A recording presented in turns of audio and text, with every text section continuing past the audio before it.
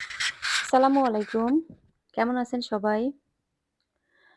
আজকের মেনুতে থাকবে করলা ভাজি আর কালকের পাঙ্গাস মাছ।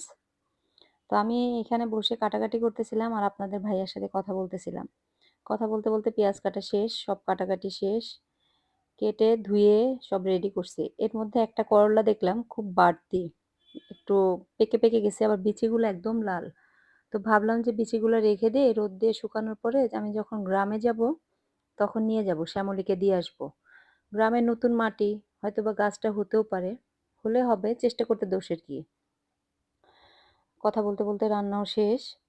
আর ছোট ছেলে মাঝখানে এসে সে নাড়া দিতেছে তরকারি। সে তরকারি নাড়বে। আর আমাকে বলে, "আম্মু আমি রান্না শিখে গেছি। একদম শিখে গেছি। তোমাকে আমি রান্না করে খাওয়াইতে পারবো।" শুধু নাড়া দিছে। সে বলে আমাকে রান্না করে খাওয়াইতে পারবে। রান্না শেষ করে বারান্দায় আসলাম। একটা ড্রেস আছে শুধু বারান্দায়। তাও বাড়িতে পরার কাপড়। এখনই না তুলে নিলে শুকায়ও গেছে যেহেতু তুলে নিয়ে যায়। না তুললে চোর আবার চুরি করে নিয়ে যাবে। আজকে কয়টা মাস ধরে আমার একটা সমস্যা হচ্ছে।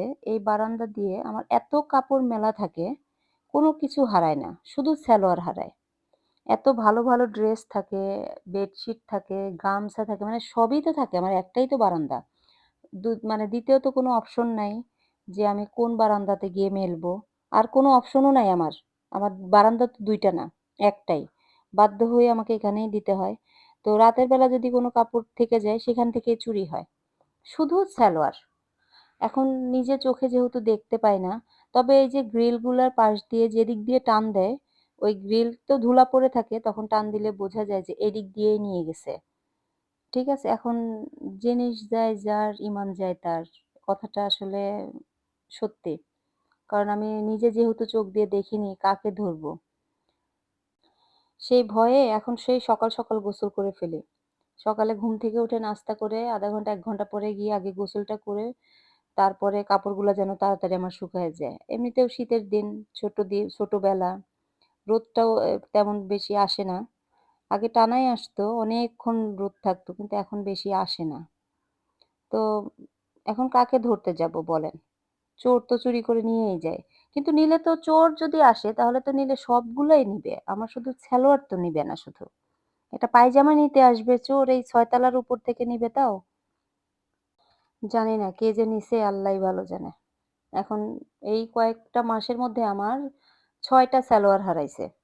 শুধু সালোয়ার আর কিছুই না।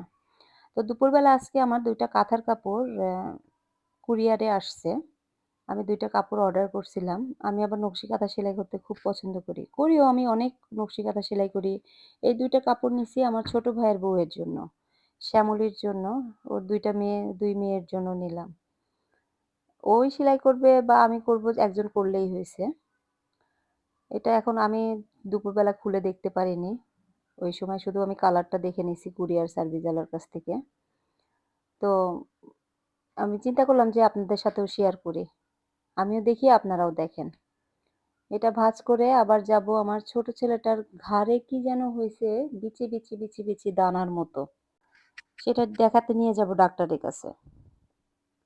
দেখেন এই খয়েরিটার মধ্যে আবার দেখি কালো সুতা দিয়ে কালো কালারের দিয়ে কালি দিয়েই করছে। আচ্ছা তবুও দেখা যাচ্ছে, ভালোই দেখা যাচ্ছে। সেলাই করার পর আপনাদের সাথে আবার আমি শেয়ার করব না এটা। কাঁথা যেদিন পারবো ঐদিনও দেখাবো আমি কিভাবে। আমি আবার এর মধ্যে একটা করে কাপড় দেই। মানে পুরানা শাড়িগুলা দিয়ে দেই একটা করে। কারণ ২ পাশেই নতুন থাকে। আর এই যে দেখেন আমার ছেলেটার ঘাড়ে শুধু এক পাশেই হইছে প্রচন্ড চুলকানি আর বিচি, বিচি। তো এটাই দেখাইতে নিয়ে যাবো। সবাই ভালো থাকবেন। আজকের ব্লগটা এখানে শেষ করছি। আল্লাহ হাফেজ। আসসালামু আলাইকুম।